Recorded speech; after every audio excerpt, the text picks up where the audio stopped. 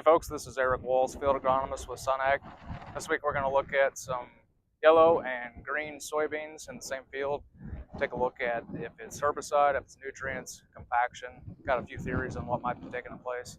Stay tuned.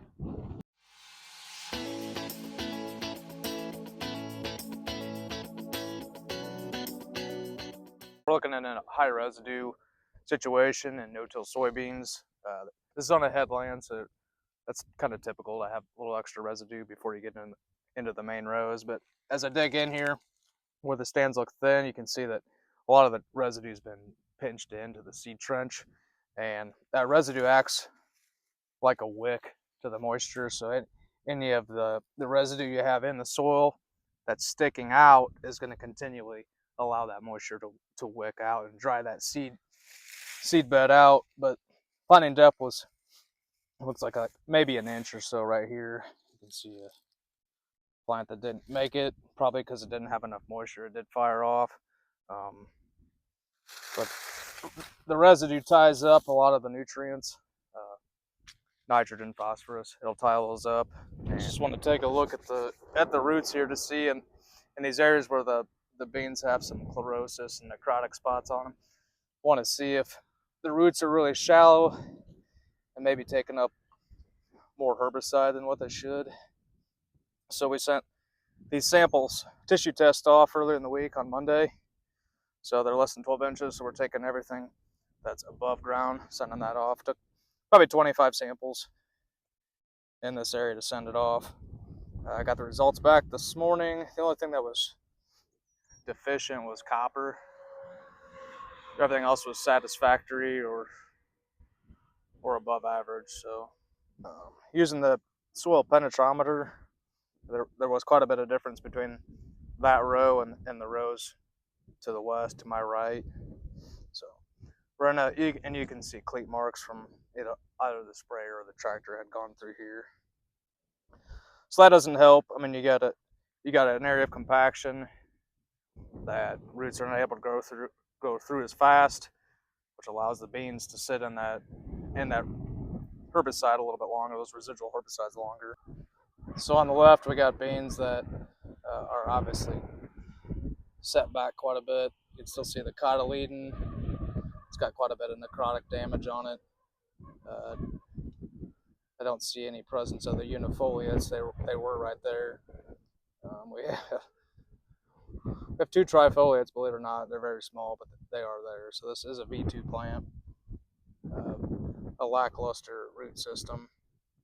Very, very little nodulation taking place. And V2 is the time when nodulation formation does begin.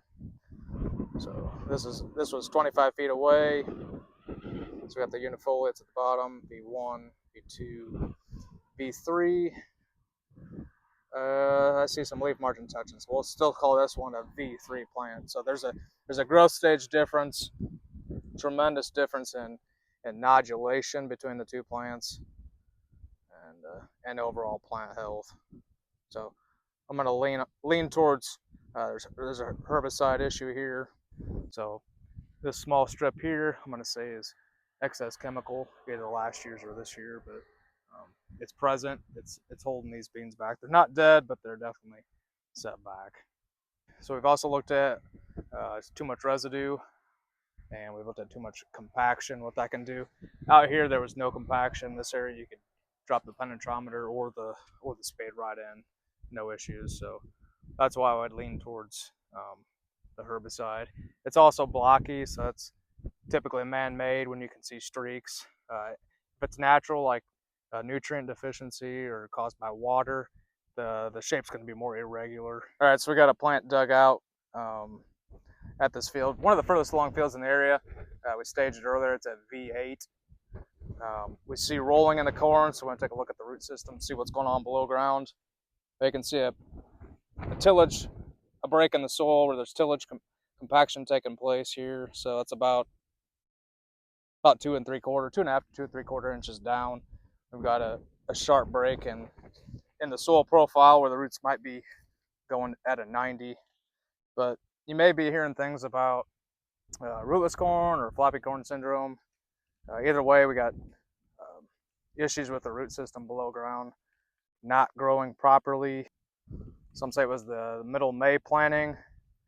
Has to do with lack of sunlight at emergence, not necessarily like planting depth or compaction or lack of moisture, but we have a lack of moisture, so that's probably going to make this potential problem, a little worse with nodal roots and the brace roots. So you already see some brace roots here at the top. We got hatchet roots growing here, so there was obviously quite a bit of sidewall compaction, but we also see brace roots growing up and sideways. Nodal roots in this case are present and growing down, but a lot of them are firing off at or near the soil line. So ideally they would be 3/4 to 1 inch below the soil line. So, but like I said earlier, probably more to come on why we're seeing some of the nodal root formation taking place at the soil line. We do have decent nodal growth, vertical growth down into the soil profile, going towards moisture.